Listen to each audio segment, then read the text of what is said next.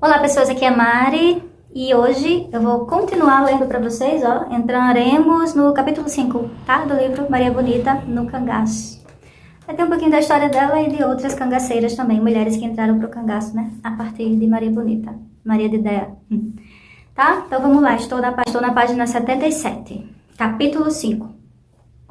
A história começava a se espalhar e com uma grande dose de exagero, como todo bom boato, um harém com 17 jovens das melhores famílias sertanejas raptadas pelo bandido e feitas suas favoritas, registrou o jornal Carioca à noite, no dia 3 de agosto de 1931. Segundo a publicação, que creditava a informação ao negociante de peles e miudezas Acelino Barbosa da Bahia, o rei do cangaço havia decidido se transformar em um sultão da Caatinga. A matéria prosseguia com a informação de que as integrantes do tal harém eram mulheres casadas roubadas aos maridos e moças solteiras raptadas e transformadas em amantes do grande bandoleiro. Todas elas, sem exceção, viveriam em inacreditáveis condições de luxo, todas ornadas de joias e vestidos de tecido preciosos. As moças que deixavam suas residências em pranto, na companhia da horda sinistra, seriam jovens graciosas e bem educadas. É certo que Lampião pudesse andar entusiasmado com a ideia de bacanais e outras libertinagens. Por aqueles tempos, estava encantado com a música Gosto que me enrosco, da autoria do compositor carioca Senhor, na voz suave de Mário Reis, cujos versos controlava com alegria, abre aspas, Deus nos livre das mulheres de hoje em dia, desprezam os homens só por causa da orgia, fecha aspas. Entretanto, suas possíveis experiências de amor coletivo não se davam com as cangaceiras. Para o capitão, os cabras podiam até ser seus homens, mas as mulheres eram deles. Além disso, já adquirira sua Maria de Ideia. Portanto, a informação de que todas as mulheres pertenciam a Lampião serviu apenas para reforçar sua imagem de maioral. Também não era verdade que as meninas eram das melhores famílias, forma de se referir às famílias de fazendeiros abastados. Mas com segurança havia entre elas, sim, quem proviesse de lares confortáveis, era o caso da menina Durvalina Gomes de Sá. A Durvinha, de 15 anos, filha de Pedro Gomes de Souza Sá, além de ser um dos mais importantes criadores de bode da região de Santo Antônio da Glória, Gomes de Sá também era conhecido por suas relações de amizade com os cangaceiros que costumavam visitá-lo na fazenda Arrastapé. Numa dessas passadas pela propriedade do coiteiro, Luiz Pedro, um dos rapazes de maior confiança de Lampião, enfeitiçou-se por aquela sinhazinha de testa larga, olhos fundos e maçãs de rosto saliente. Embora já fosse amigado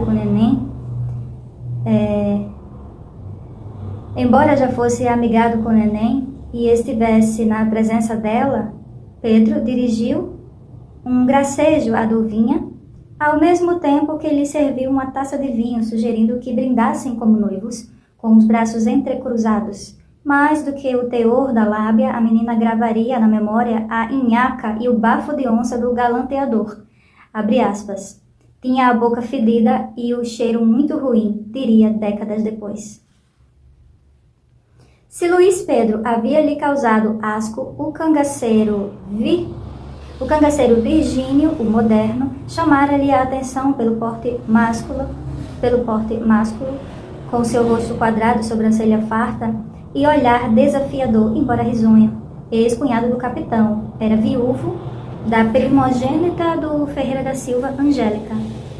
Moderno era um cabra de extrema confiança do chefe e fora designado tesoureiro do grupo. Durvinha responderia com cortesia às investidas do rapaz, mais elegantes do que as do marido de Neném.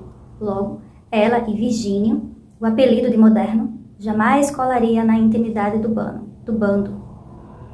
Começariam um namoro discreto. Não tardaria para que as forças volantes elegessem a fazenda Arrastapé como ponto de parada obrigatória de suas diligências. De certa feita, na ausência do proprietário, o tenente Francisco Moutinho Dourado, conhecido como Douradinho, ordenou que se descesse o cacete em quem estivesse presente na fazenda, no caso, Santa de Pedro Gomes, mãe de Durvinha e seus filhos menores, incluindo o caçula, Patrício, de apenas 6 meses. Depois da surra, Douradinho ordenou a queima da casa e dos currais. Na sequência, Pedro Gomes de Sá seria preso por acoitar cangaceiros, e a menina Durvinha, entre o perigo da vida sedentária, à mercê da polícia e o da trajetória nômade como mulher de bandoleiro, escolheu a segunda opção. Em muitos aspectos, Neném era o oposto de Maria de Déia. Acordada, discreta, magra e caladona, chamava a atenção pela boca rasgada e pelas pernas muito finas. Em comum com a rainha do cangaço, tinha apenas a ausência de um atributo a julgar por seu apelido antes de entrar no bando, Bundinha. Apenas da diferença de temperamento, Neném e Maria logo se tornariam grandes amigas. Durvinha, por outro lado, não caía de amores pela esposa do chefe, assim como Dadá. Implicava com seus modos expansivos, tão logo a conheceu. Tomou-a por pessoa debochada, dona da risada de rapariga, ou seja, de mulher da vida. Embora o relacionamento fosse morno, sem lambido de língua, como viria a descrever, Durvinha estava apaixonada por aquele que considerava o mais bonito de todos os cangaceiros, o que possivelmente ela não sabia que era, por trás da bela estampa do homem zarrão, se escondia um voraz capador. De todos os castigos infringidos aos inimigos dos secazes, a castração era o preferido do seu novo marido. Quando não era ele próprio o responsável pela operação, dava ordens para que outros meninos o fizessem. Foi devido a uma determinação de Virgínio que o jovem Pedro José dos Santos, de 22 anos, tornou-se eunuco às vésperas de subir ao altar. Uma noite, durante uma festa na pequena Nossa Senhora das Dores do estado de Sergipe, Batatinha, como era famoso na região, desentendera-se com 2 cangaceiros, Fortaleza e Cajueiro. Por um azar do cão, dias depois, a caminho do dentista, esbarrou com os 2 na estrada, na companhia de outros bandoleiros, Virgínio entre eles. Ao saber do ocorrido na festa, o ex-cunhado do capitão determinou que o noivo baixasse as calças e desse adeus à virilidade. Coube ao assecla cordão de ouro a missão de segurar os testículos de Batatinha com força, puxá-los para baixo e arrancá-los a um só golpe de faca. Abre aspas. Exemplo para caba ruim é esse mesmo. Fecha aspas. Teria comemorado Virgínio ao fim da extração. Tempos depois, o escritor Ranulfo Prata receberia notícias do desgraçado. Gordinho e sem bigode, parecia um bacuri. A despeito do infortúnio, continuava casado, embora, segundo fofocara, seu irmão fossem 2 mulheres na cama. Nos primeiros anos do cangaço, Maria de Déia e suas colegas viveram tempos sossegados, com a chamada Revolução de 1930, que depois o presidente Washington Luiz instituiu um governo provisório chefiado por Getúlio Vargas. A rotina de bandoleiros se tornou mais tranquila. O presidente da nova república tinha coisas mais urgentes com as quais se preocupar do que com o cangaceiro nos fins do sertão nordestino. Por exemplo, censurar a imprensa, dissolver o Congresso Nacional e as assembleias estaduais e municipais e ainda por cima combater a ameaça comunista que pairava sobre o Brasil. Vargas delegou a tarefa de cuidar daquele tipo exótico que inspirava as fantasias de carnaval dos bailes cariocas ao major cearense Juarez Távora, designado delegado militar do governo provisório. Como uma das primeiras medidas no novo cangaço, Távora, que passaria a ser chamado pela imprensa de vice-rei do norte, adotou o emprego de tropa do exército no combate do rei do cangaço. Dentre as ações promovidas pelos novos combatentes, a mais polêmica dizia respeito ao desarmamento da população.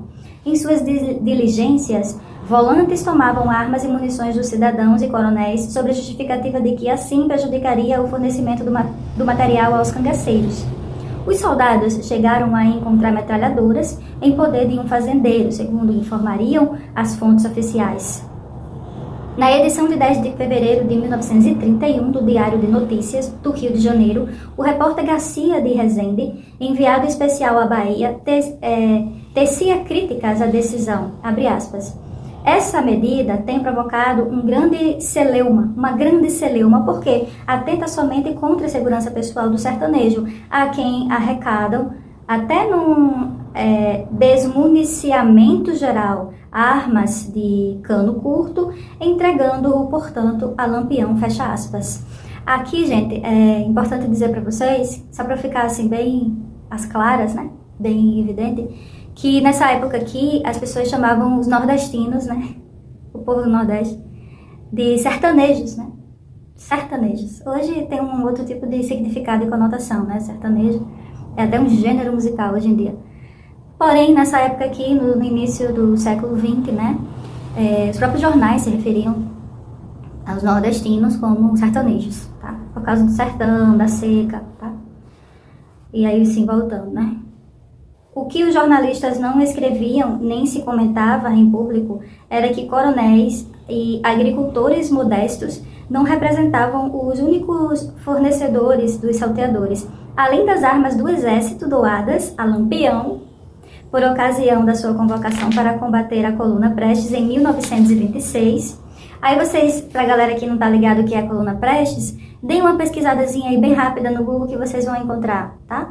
Porque senão vai virar outra coisa, você ficar explicando cada nome, aí desfoca do objetivo, né? Que é Maria Bonita no cangaço, certo? É mais sobre o cangaço, na verdade, tá? As mulheres no cangaço. Então, dê uma olhadinha aí o que foi essa coluna Prestes. Enfim, tá dizendo aqui que as armas dos cangaceiros vinham, inclusive, do exército, da polícia, do exército, né? Porque eles compravam, né, dos coronéis, de certos políticos, e por aí vai. Sim, aí deixa eu só voltar uma frase aqui. Voltar. Além das armas do exército doadas a Lampião, por ocasião de uma convocação para combater a coluna Prestes em 1926, ele negociava rifles, revólveres e munição com os próprios soldados.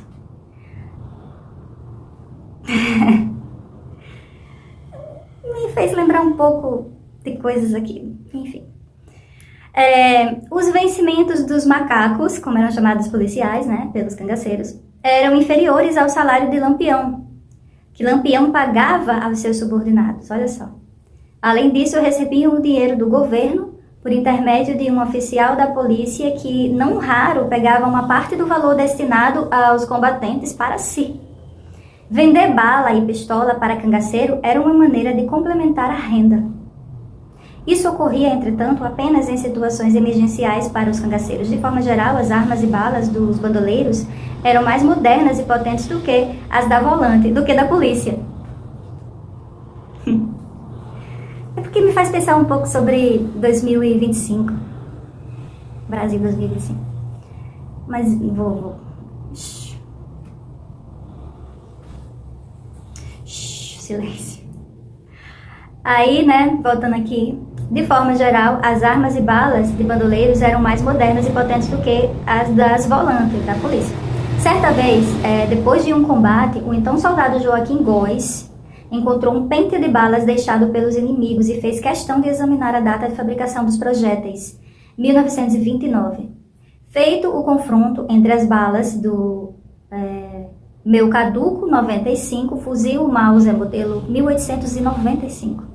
Eram mais modernas também as armas dos cangaceiros, né? E o cartucho encontrado, a diferença era chocante. Nossa munição quase imprestável era do ano de 1913.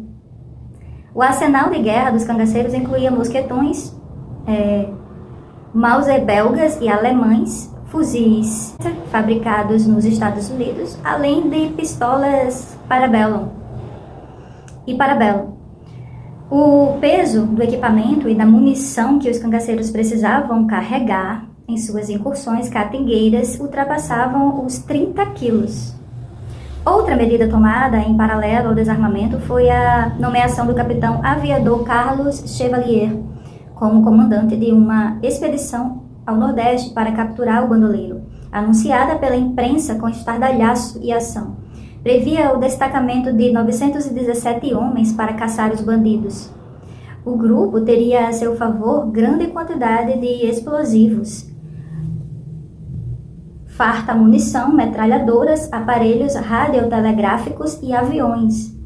Aos 33 anos, muito magro, com rosto chupado e pescoço comprido, Chevalier tinha em disposição para o estrelato o que lhe faltava em agilidade. O envio de expedição para a Bahia, inicialmente marcado para o começo de fevereiro de 1931, foi sendo adiado à medida que correções aos planos iniciais eram feitas. Em vez de 917 homens, a maioria nordestinos e conhecedores do semiárido, a expedição teria apenas 200.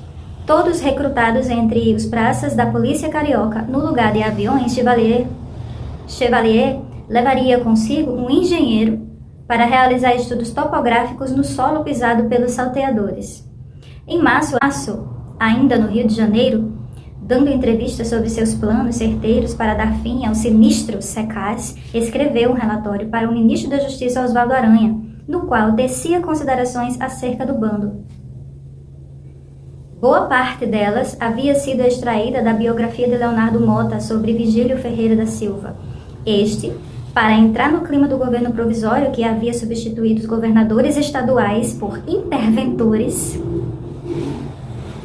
passara a se intitular Interventor do Sertão.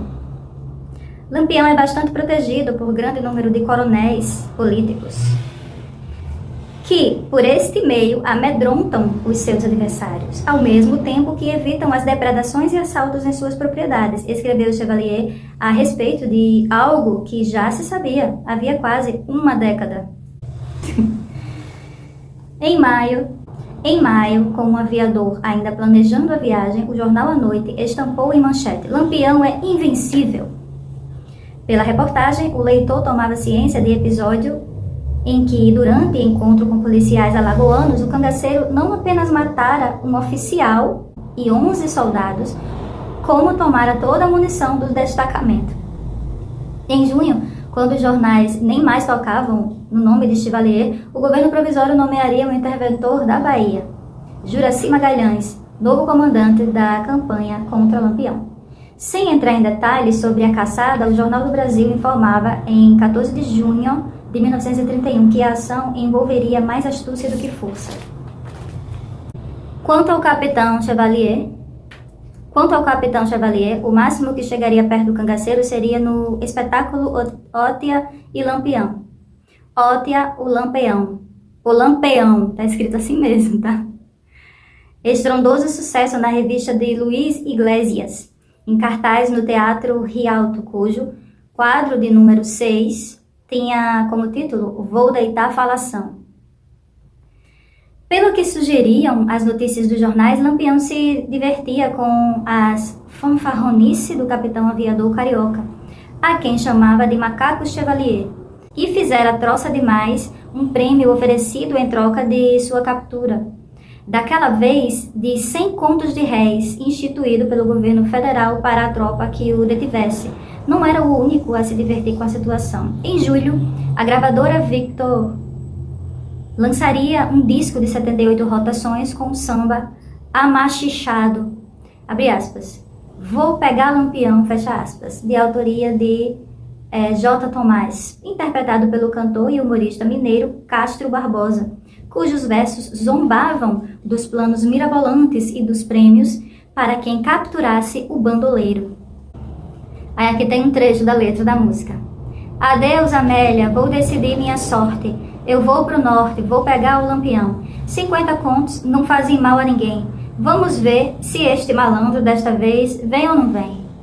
Não quero nada, nem revólver nem canhão. Vou pegá-lo a cabeçada, pontapé e bofetão. Não sou criança, ele vai virar estopa. Vou acabar com esta lambança, Lampião pra mim é sopa.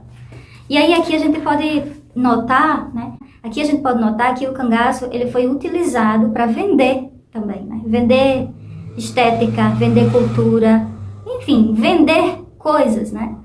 Que se apropriaram, né? Por isso que é tão difícil, né? Por isso que é tão complexo esse assunto, né? Por isso que tem adoradores versus odiadores, né? E aí muitas vezes não se estuda o que realmente era importante, né? É importante. Não aprofunda os assuntos que realmente fizeram esses grupos de homens e depois mulheres, né, entrarem para esse mundo, né, da violência, do crime, da resistência, da rebeldia, tá? Enfim. Aí voltando aqui pro texto. Nas feiras,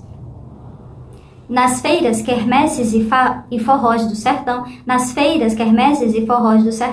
comentava-se que Lampião estava tão contente com a atuação de Juarez Távora que chegou a se aproximar de um homem, fisicamente parecido com o major, tomando o pelo próprio. O intuito seria agradecer o incentivo que o delegado militar vinha oferecendo às suas razias. De outra feita, conforme reportaria o enviado especial do jornal à noite para a Bahia, o capitão espancou uma família inteira, dando vivas a Juarez Távora. Fato ou pilhéria, a verdade é que o cangaceiro andava tão à vontade que decidira apresentar oficialmente sua senhora, a fina flor da sociedade sertaneja. Em setembro de 1931, Virgulino viajou com Maria de Déia para Caatinga, em tardia lua de mel, hospedando-se em fazendas de amigos. Entre baforadas e charutos, partidas de baralho, Maria era um as no 21 e ficava uma fera quando perdia uma rodada. E brindes, aquele conhaque, macieira, 5 estrelas, passaram agradáveis noites da companhia de algumas das famílias mais endinheiradas da região. Se entre as colegas a rainha do cangaço despertava antipatias, no meio das sinhás sua presença era festejada. Se havia reservas, as esposas de coronéis, por amor à vida, disfarçavam bem. Ainda deixam a fazenda Barra Formosa, em Pernambuco, de propriedade do coronel Adálio Tenório. A bandoleira foi presenteada pela dona da casa com 2 garrafas de manteiga. Nas jornadas pelo sertão, os cangaceiros demonstravam certa leveza de espírito no alvorecer da nova república. Abre aspas. Vivem sempre satisfeitos. Nos lugares em que chegam, nunca perdem uma oportunidade de sambar, formando rumorosas rodas de batuque. Noticiara o jornal à noite. Fecha aspas. Embora não tivesse o vozeirão dos cantores de rádio, seu timbre, tido como afeminado, estava mais para Mário Reis do que para o tenor Vicente Celestino. Virgulino se arriscara na cantoria, enquanto fazia gemer uma sanfona, acompanhado por Maria de Déia no bandolim. Ao fim de um show mais entusiasmado, caso o chefão sentisse arranhar a garganta, recorria a uma das muitas pastilhas valdas que carregava no bornal. Se o cangaceiro Gitirana estava presente, cabia a ele comandar a balada. Considerado o cantor mais afinado do bando, interrompia o show e guardava a viola no saco quando via a estrela d'alva, o planeta Vênus. Acreditava na história segundo a qual Dalva, que dava nome ao que julgava ser uma estrela, era uma moça perdida e não deveria ouvir música. Caso estivesse com o gogó em ação perto do meio-dia, Gitirana também se calava. Nessa hora, todos os cangaceiros em silêncio afastavam-se alguns metros de Lampião. Precisavam deixar o capitão em paz em sua rotina diária de orações. A candura das horas vagas não ultrapassava as fronteiras da privacidade. No trabalho, os rapazes pertenciam aos mesmos durões e galhofeiros de sempre. Na cidade de Uauá, na Bahia, mataram o agricultor José Félix com um disparo no peito e ordenaram a sua esposa que tirasse toda a roupa e subisse em um dos cavalos do bando. Assim nua em pelo, a viúva Epifânia percorreu 2 léguas até ser abandonada no meio da caatinga, tendo que voltar para casa em tal estado constrangedor. Os cangaceiros pareciam ter algum fascínio em submeter suas vítimas à humilhação e expor as partes íntimas. Ganharam fama no sertão os chamados bailes nus, ocasião em que durante uma festa os bandoleiros ordenavam os participantes que tirassem toda a roupa sob pena de serem assassinados.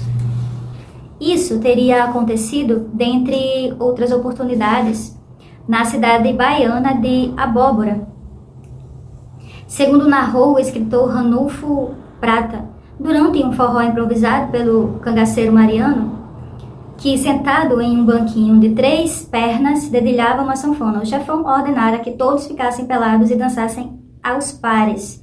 A um canto, observando a cena, Lampião rosnava se algum casal, por vergonha ou cansaço, parasse. A dança moderna é ligada, ralhava. Em outra ocasião, no vilarejo baiano de Pedra Branca, obrigara um subdelegado da localidade e também permanecer despido durante uma tertúlia.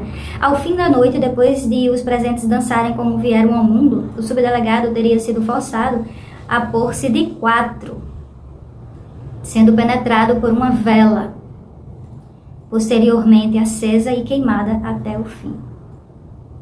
Sobre o episódio, o escritor Leonardo Mota jurara ter ouvido de um sertanejo: "Patrão, veja só a que é que nossos governos deixam sujeito o pobre sertanejo.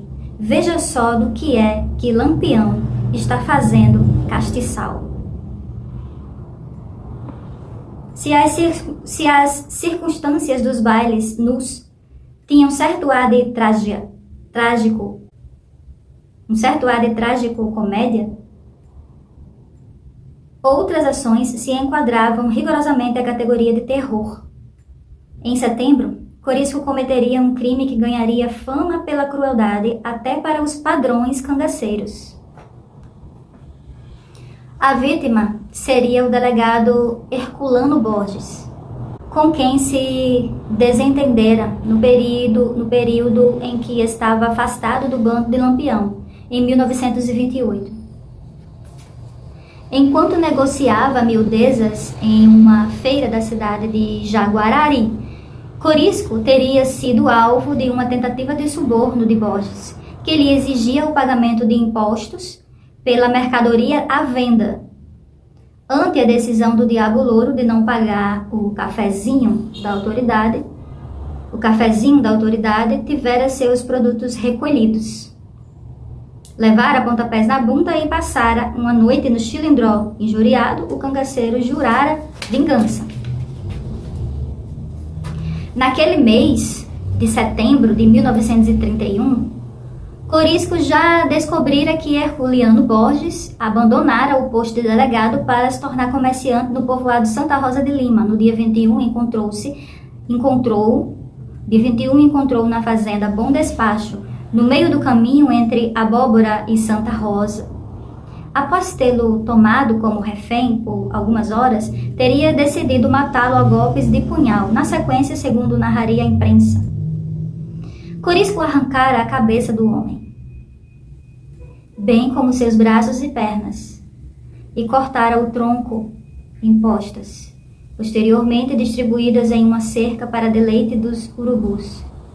Dessa forma, seguira à risca uma recomendação do chefe Lampião: macaco não se enterra, deixa para o urubu comer. De tão bárbara a narrativa do crime, despertaria a desconfiança dos mais incrédulos. Havia quem afirmasse que Corisco matara Herculano Borges de forma mais delicada, com um tiro no coração. Segundo essa versão, a descrição nauseante do assassinato seria fruto da imaginação do interventor Juraci Magalhães, cansado do desinteresse de Getúlio Vargas pelas bestas feras do Nordeste. O homem carregara nas tintas para pressionar o governo provisório e liberar mais verbas para o combate aos bandoleiros.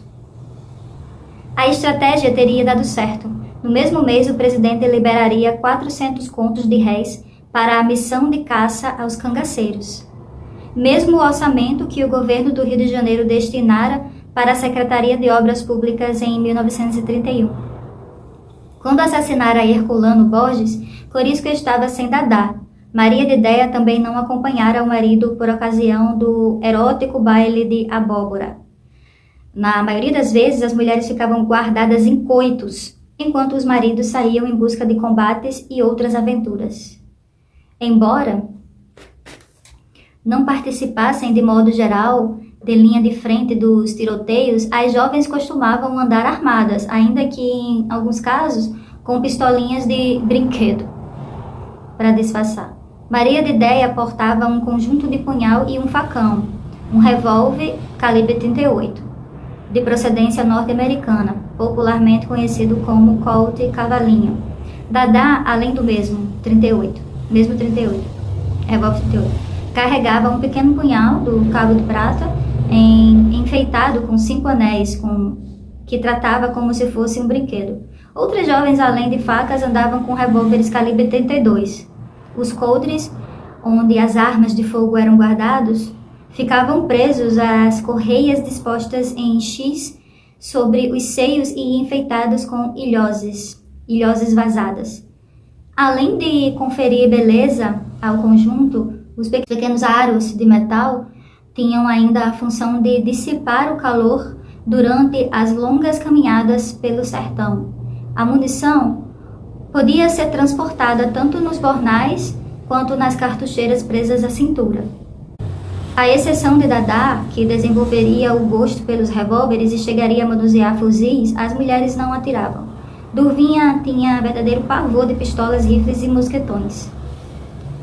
Maria de Ideia, embora se orgulhasse de seu arsenal, também preferia outros prazeres a enfiar bala na barriga de macaco.